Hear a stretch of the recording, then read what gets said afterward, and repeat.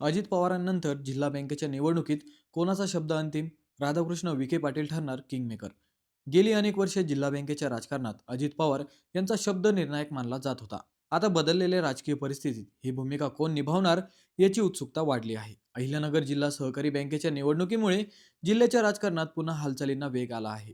विविध कार्यकारी सोसायट्यांचे प्रतिनिधी निश्चित करण्याची प्रक्रिया सुरू असून स्थानिक नेते आपापली ताकद आजमावत आहेत.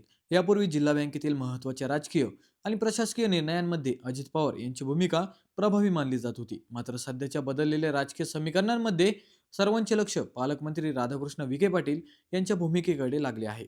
जिल्ह्यातील अनेक नेते सक्रिय झाले असले तरी विखे पाटील यांची संघटनावरील पकड आणि राज्यातील सत्तेशी असलेले समन्वय यामुळे ते या निवडणुकीतील महत्त्वाचे केंद्रबिंदू ठरू शकतात, अशी चर्चा आहे.